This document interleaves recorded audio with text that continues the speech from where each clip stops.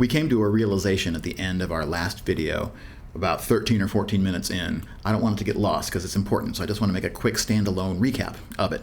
And that is that the squaring function, f of x equals x squared, that we study in our middle and high school curriculum, does not have an inverse. In order to give it an inverse, we have to make a choice. And the choice that we have to make is what domain that we want that original squaring function to have. And a different choice of that domain is going to give us a different notion for inverse function to f of x equals x squared, such that I would be comfortable saying that there is no such thing as the square root if we are to understand square root as being inverse to the square operation. There is not just one of those. There is more than one, and we have to make a choice to define it. So as a function defined on all real numbers, f of x equals x squared has a right inverse, but it does not have a left inverse. And the reason it doesn't have a left inverse is that it is not a one-to-one function. It's a two-to-one function, right? That generically, horizontal lines intersect the graph of f of x equals x squared more than once. And so in order to remedy this problem, we have to make a choice about domain. Right? So whether or not the function f of x equals x squared is one-to-one depends heavily on what domain that we give it. And the domain of a function is an essential part of its definition. Right? So if I change the domain, even without changing the rule that assigns inputs to outputs, if I change the domain, I now have a different function conceptually. So what do we typically do? We typically restrict the domain of my function to just the non-negative real numbers. And if I do that, then the graph of f of x equals x squared is no longer an entire parabola. It's just half of a parabola. And on that half of a parabola, every horizontal line that intersects the parabola is going to do so exactly once. And so as a function whose domain and codomain are the non-negative real numbers, it is both onto, because every horizontal line that I can draw at a non-negative y coordinate is going to intersect the graph somewhere.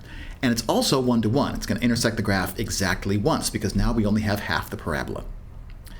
And so with that domain, we can define an inverse, which is traditionally what we speak of when we say the square root function. The square root function is a right inverse, but it's also a left inverse. So the square root function is one of the right inverses because squaring undoes what the square root does. But also, now that we've restricted the domain, it's also a left inverse. Because as long as the inputs are all non-negative, the squaring function also undoes what the square root did. I think I said that backwards. The square root also undoes what the square did. Right? So g of f of x, the square root of x squared, in general is equal to the absolute value of x because the square root is always going to give me a non-negative answer. But for x's that are non-negative, it's the same as just x itself. And so we had to make this restriction on the domain of f of x equals x squared in order to render the square root function a left inverse. Okay, so what about this other right inverse? G of y equals minus the square root of y. It's not a left inverse for this function when the domain is the non-negative real numbers, because after all, if I were to first square something and then take the opposite of its square root, in general, I'm not going to get the same x that I originally had. I'm going to get the opposite of x. And so the opposite of square root, which was a right inverse for the squaring function originally, is no longer a right inverse for f when the domain of f is the non-negative real numbers.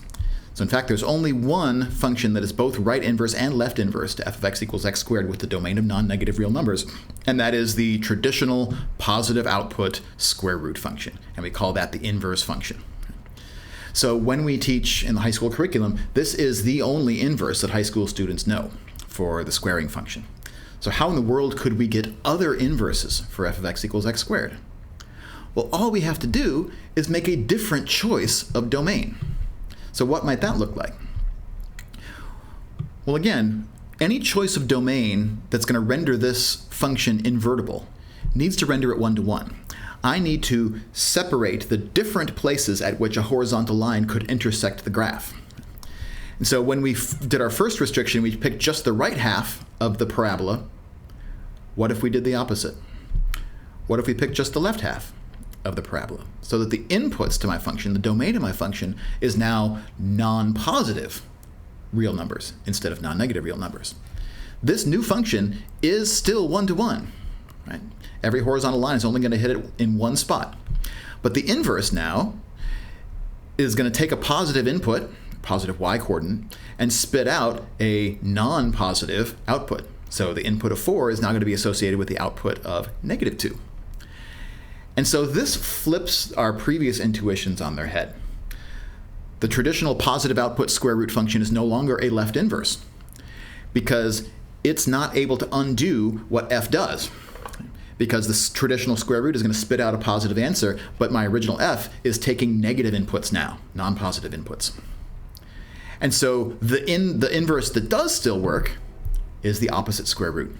We can check that minus radical y does undo what the squaring function does for inputs which are non-positive. G of f of x is minus the radical of x squared, which is minus the absolute value of x.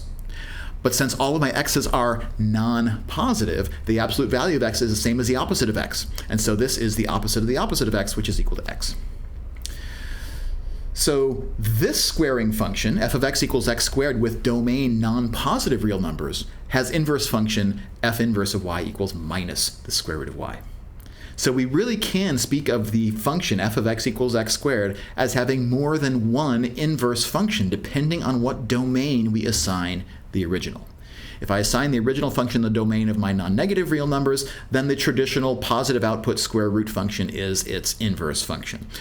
If I make a different choice, now the opposite of the traditional square root becomes the inverse of this function. So the moral of this story is that in order to give you an inverse for a function that's not one-to-one, I have to make a choice of how to cut down the domain of that original function so that on that restricted domain, my original function becomes one-to-one. And in general, there are multiple different ways that I could do that. And each different way of cutting down the domain of my original function to render it one-to-one is going to give me a different idea for what its inverse function should be. This intuition is going to be super important as we move forward from the real case into the complex function case and begin to think about what it would look like for complex functions to be invertible and what that can teach us about the power functions and their inverses, which would be the root functions in the complex plane, as well as the all-important complex exponential function. So that's where we're headed next.